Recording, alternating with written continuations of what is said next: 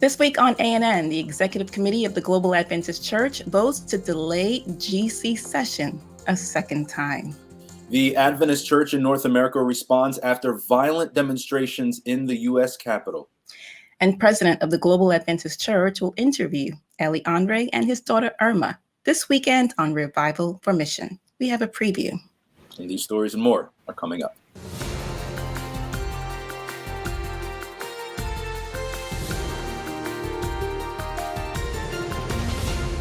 Thank you so much for joining us this week. First in the news, for the second time in 10 months, members of the Executive Committee of the Global Seventh-day Adventist Church have voted to postpone the quinquennial session of the denomination, originally scheduled for late June of 2020 due to challenges arising from the COVID-19 pandemic. Members of the Executive Committee, or ExCom, from around the world attended the January 12th virtual Zoom session, where they listened to reports from World Church Administration, health officers of the church, logistics coordinators, and legal counsel. Leaders discussed the feasibility of adhering to the planned business session dates of May 20 to 25th, 2021 in Indianapolis, Indiana, United States, that had been previously approved by the same body. The persistence of the deadly global COVID-19 pandemic and its enduring impacts on public health, travel, and the availability of international visas persuaded the international body to postpone the session until June 6 to 11 of 2022, also in Indianapolis. The new plan, voted by church leaders and laypersons, now postpones the date for the denomination's quinquennial business session for nearly 2 years from its originally scheduled dates, as allowed by the Adventist Church's Constitution. General Conference, or GC President Ted N.C. Wilson, who chaired the ExCom committee, began the 2-hour meeting by outlining the process of data collection and discussion that brought the recommendations to the governing body of the church. A team of workers have been working diligently. We have been carefully reviewing things, especially with those in session management and planning. Wilson added that recommendations are coming from a consensus approach from various groups, including World Division officers, health professionals, Adventist Risk Management, the Office of General Counsel, and other Adventist Church leaders. He said, "This is not a recommendation directly coming from the 3 senior officers of the GC. This is something that has come from a plethora of information and counselors." Peter Landless, Director of Health Ministries for the Global Adventist Church, shared current COVID-19 statistics and concerns of moving forward with such a large gathering. Given the rising infection numbers, along with the new, more infectious and aggressive strain, Landless said that the Health Ministries Department had to recommend delaying the GC session. Landless said, "We've been consulting with international experts and taking into account the needs and concerns. The GC Health Ministries Department believes it is prudent and practical stewardship to postpone the GC session to 2022, given this difficult time. And it is with a heavy heart one makes this recommendation. However, it is a recommendation that comes because it appears there is no alternative." GC meeting planner Sherry Clemmer outlined some of the current challenges to a large meeting of delegates from around the world. She mentioned visitor visa difficulties and quarantine requirements, especially for those who use public transportation and transportation hubs. She also outlined standard COVID protocols surrounding mass gatherings in Indianapolis. G.T. Ung, Executive Secretary of the Global Adventist Church, reported data collected from the division leadership about the likelihood of delegates being able to attend the May 2021 GC session. Major challenges to achieving a large portion of delegates that were expressed by division leadership included travel bans, quarantine restrictions, and problems obtaining visas to the United States. The General Conference Constitution does not currently allow for electronic participation at a General Conference session. Tim Northrup, President of Adventist Risk Management, outlined various liability risks that could follow if ExCom voted to not delay the 2021 session. Northrup said, "We have an important meeting for our church. What we have heard is that there are potential exposures and potential risks," Northrup said. "We have also heard our Constitution allows us to weigh those risks and to consider moving the meeting to a later date. This business continuity plan we have as leaders is important. It allows us to be more nimble and allows us to continue the ministry of our church.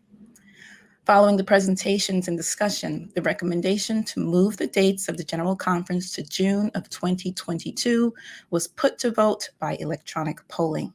The motion passed with a vote of 185 to 9. The Adventist Church in North America issued a statement after a protest regarding the recent election results for the President of the United States turned violent. Rioters broke into the U.S. Capitol. 5 people are dead and numerous arrests have been made. The North American Division leadership said the following in their statement. The events in Washington, D.C. during the past few days have been traumatic for most Americans and shocking for those around the world. Many of our members are deeply concerned regarding the actions that took place at the United States Capitol building on January 6, 2021. The leadership of the North American Division affirms the rights of people to respectfully protest, but strongly condemns the reprehensible actions of rioters that show a clear disrespect for the safety of others, the institution of democracy, and the diplomatic and orderly process of the transition of government. NAD leadership calls for our members to prayerfully reflect on Philippians 4:7, which states, "And the peace of God, which surpasses all understanding, will guard your hearts and minds through Christ Jesus." As we all seek to understand events taking place in the U.S., in times like these, we need to pray with the words, "In God is my salvation and my glory. The rock of my strength and my refuge is in God." We recognize that our U.S. members represent a full spectrum of viewpoints and positions on many issues. Moving forward, may the love of God draw us together as we reach out to each other and the communities where we live and work. May God grant us all peace, strength, and wisdom as we serve as citizens in this country. As followers of Christ, let us unite in prayer for our communities, our leaders, and that God's Spirit will prevail. For more information, visit nadadventist.org. President of the Adventist Church in Inter-America, Elie Henry, and his wife, Ketley, and their daughter, Irma, who worked as the head of the physical therapy department at the Haiti Adventist Hospital, were in Haiti over the holidays visiting Ketley's elderly mother. On Christmas Eve, Henry and Irma attended a special function at the Adventist Hospital. On their way back to the home where Mrs. Henry and her mother were staying, they were kidnapped and held in captivity for 4 days. As word quickly spread of the abduction, millions of people around the world lifted the Henry family up in prayer. This weekend on Hope Channel television program Revival for Mission, the Henry family shared their experience with President of the Global Adventist Church, Ted Wilson and Sam Nevis, and talk about how God was with them through their ordeal. It was a real surprise for us when we got into that situation. We did not know what to think because it was totally unexpected. And when we get to the place you described very well, it was the moment when we look at each other and say, saying what is happening? What is happening? We cannot understand that could happen to us, and especially when you come from a service, special service, a beautiful one. When we were in a very good mood, spiritually speaking, not only because we were together, but it was very much a good time, and we are there. So the first question someone may say, and in fact, one of the raptors says that because we mentioned that we are Christian, and it was saying, "Why are you there?" And we look at each other, and Pastor Wilson, the first thing that came to us, Irma and I, was a song. I guess you're going to have to watch the full program to find out what song that is. The program airs this Friday at 8:30 p.m. Eastern Time and will be available beginning this Friday on the program's website, revivalformission.tv. On December 28th, The Sisak Moslavina County in central Croatia was rocked by a 5.2 magnitude earthquake. The following day, another earthquake measuring 6.4 magnitude struck the town of Perchingia. This earthquake was strong enough to be felt throughout Croatia and neighboring countries. According to news reports, there were 7 casualties, 26 people injured, and more than 60,000 people affected. The Adventist Development and Relief Agency, or ADRA, began a needs assessment on January 2nd in 9 villages in the Glina County, where ADRA already serves. Slavica Marceta, country director for ADRA Croatia, said that many people were in need of roof repairs, shelter, food, non-food items, and clean water. Marceta added that there has been low to no signal using a mobile phone, posing a challenge communicating with volunteers in the field. She also shared that security is a high priority as there have been reports of theft. ADRA volunteers have been dispatched to distribute 200 hot meals to vulnerable areas, thanks to a local caterer and authorities the team partnered with. Marceta said, "We are preparing to expand a call center to continue keeping up with developments and urgent needs of the affected population who are under our care. Our highest priority is to ensure that individuals and families can receive help to apply for government assistance." Coming up, we'll speak with Sam Neves, Associate Director of Communications for the Global Adventist Church, about a new game that's being released soon. We'll be right back after the break. Why is there evil in the world? Are Christians hypocrites? Is the Bible a fairy tale? Does Jesus love everyone? Church doesn't feel relevant to my life. Is God even real? You have questions? Let's talk about it. I Believe Bible.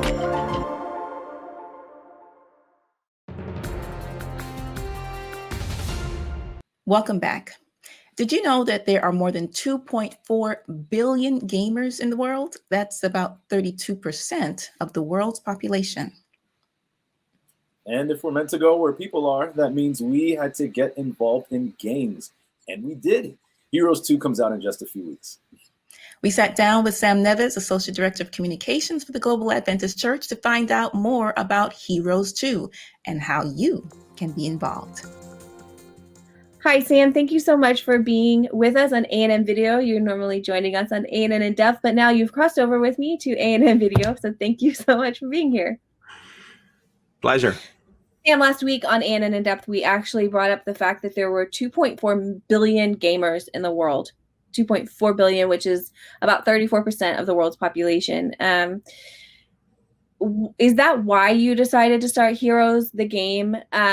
We're going to talk more about what Heroes is, but is that why you decided to start it, and why we decided to get into games as a church? I didn't even have the statistics at the time on how many gamers there were, but I did notice that everybody was on their phone, and most of what they were doing is playing games. So the natural reaction was, okay, then this is what we need to do. We need to create a game, because wherever people are interacting with, wherever they are, the gospel message needs to be. You know, this is the incarnational principle. Jesus came to where we were. He reaches us where we are. And when we say that we found Jesus, what really happened is that he found you where you were. And so games are, if that's what people are doing, then that's what we need to do. So the first Heroes came out a few years ago, about 8 years ago. When it comes to the second version, we did a research about 3 years ago on the number of people searching for the Bible-related questions. And as it turns out, 250,000 people every month search for Bible game, Bible trivia, or Bible quiz. And we thought, hold on a minute, we can build the absolute best Bible trivia game. Heroes, let's resurrect it, let's make it 3D. And we've been working for over 2 years on creating a game that can become the best experience in Bible trivia. Why? Because people are searching for it. So let's give them the best experience possible. That's awesome. My question is, can you tell people a little bit what Heroes is? And then I'm going to ask you, what is your favorite part about Heroes? Like, what is it, the game? Is it that you learn something? Is it the community? What is your favorite part of Heroes? Okay, so let me show you. It's easier to show than to tell. Let me find it here. There you go. Share. Let's see. Can you see this? Yes, No. you can. I can't. Oh, there it is. Yep, there it we is. see it. Okay, so Heroes is this comic style heroes of the Bible, and let's go in and see some of them because the style matters. You would have noticed that for the last few years, people have obsessed over heroes. So let's go to Joseph, for example. Joseph the Dreamer. Spoiled as a child, Joseph was sold as a slave before ruling the country. And you can see this is Joseph. Now, it's unlikely that Joseph had a six-pack and he was so strong and so on. Or maybe it was exactly the description of Joseph. Who knows? It doesn't matter, the visuals in this sense, because this is a depiction of his character through visual imagery. That's a modern style of comics. And you can see there are always details in these heroes. So if you notice this on his arms, on his wrists, that's the mark of slavery. Because he was a slave for many years, and then he went to prison and so on. So this is Joseph, and the game contains an in-depth look, if you will, into his life. Why does Joseph matters? Why does his story matter? And so every story of these heroes is divided into 8 parts. And when we have the time and the funds, we'll create nice imagery for each of these parts. But you can see each step of his story and what happened to him. You can find out more about the story of Joseph by reading these chapters. And here are the people and the relationships that Joseph has with others. So this is, the entering the world of heroes. And you can see there are other heroes here. You have Ruth, you have Esther, you have Mary Magdalene, you have John and Adam and Eve. So Adam and Eve are here. This is the forerunners, our forefathers and so on. Now, what is the game like? Do you play around with these 3D characters throughout the world? No, it's a trivia game. So you get 12 questions. That's a game session. Each of these dots is a question. You get 12 questions, and they go from easy to hard to impossible. And as you answer those questions, you have some effects to help you. So here's the Daniel effect that reveals the Bible verse where the correct answer is found. You also have the Elijah effect that gives you a double portion of XP. XP is experience points, one of the currencies in the game. You can't use any money in the game, so rich people cannot progress faster. You have to answer the questions. And then also the Friday effect that gives you double mana, just like the people of Israel. And what is mana? What do you need mana for? Mana is how you buy effect, these power-ups that help you answer. The Jonah effect allows you to skip a question like Jonah tried to skip the mission. The Joshua effect freezes time for 5 seconds, just as the sun stopped for Joshua. The Jesus effect removes your errors and it shows you the way.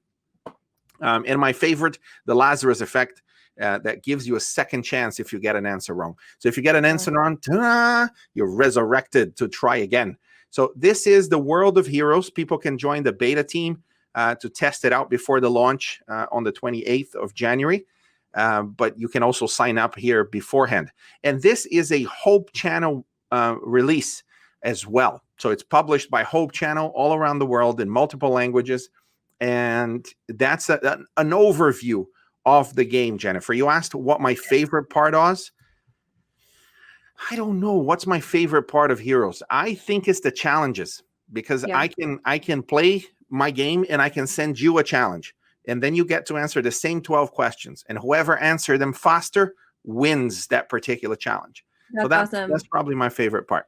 And eventually, from what I understand, Hope Channel 2 will be producing Bible studies to go along with Heroes. So this isn't just a game. We're also going to be producing Bible studies where people can learn to study the Bible based on these heroes as well. So I think that's such a cool mission opportunity. Sam, we are so excited because Heroes the game is being released later this month.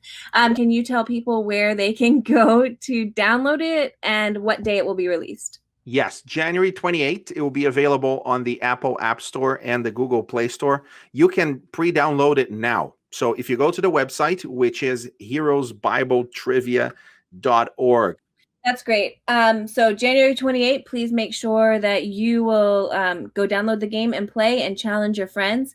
If you want to learn even more about Heroes, you can go to the website that Sam mentioned.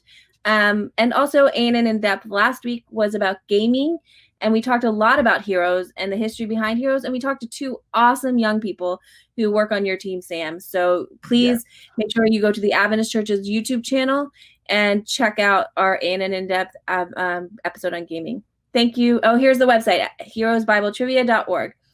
Thank you so much, Sam, for being with us this week on ANN. We appreciate it. Thanks, Jennifer. Coming up, David Trim is here for This Week in Adventist History.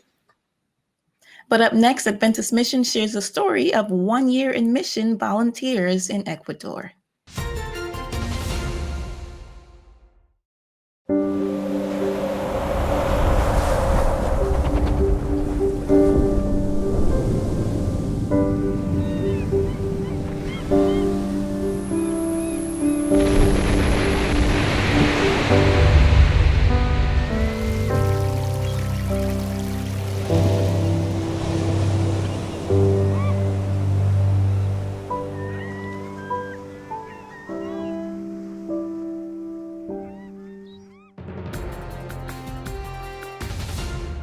When global mission pioneer couple Christian and Maribel moved into their community, they found no Adventists living there.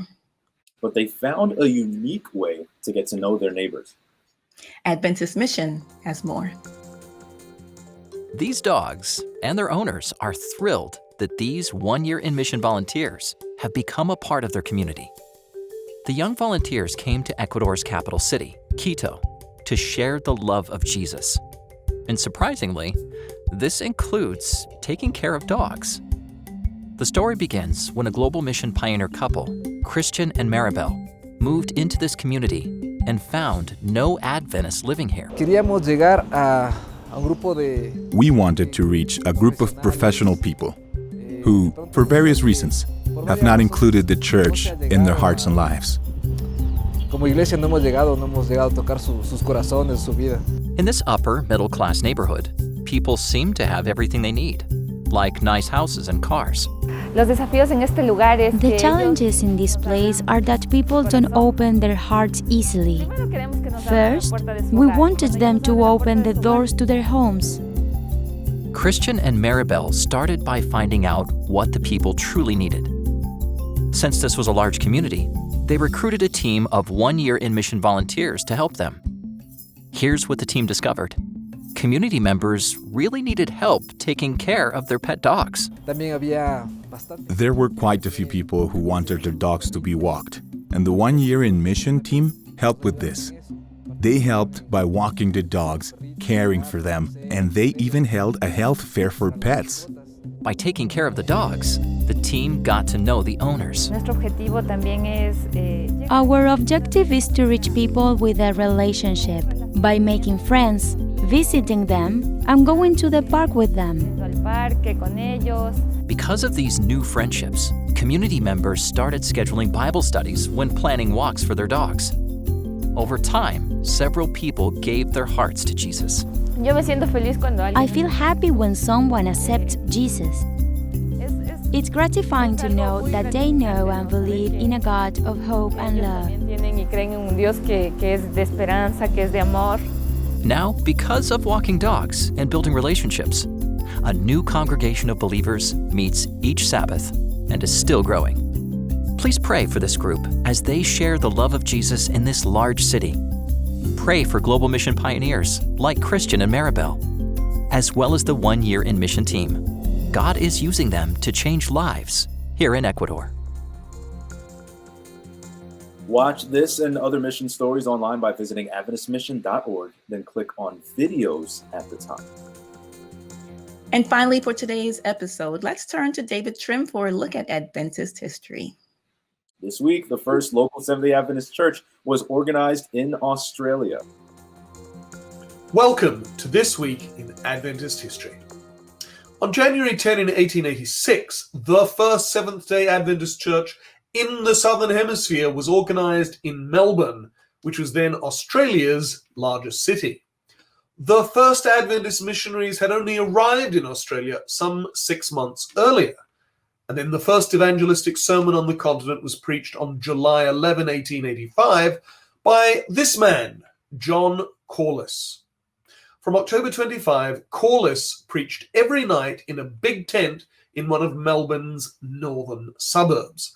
55 people were baptized as a result, and within 5 years, this church had grown almost fourfold to more than 200 members.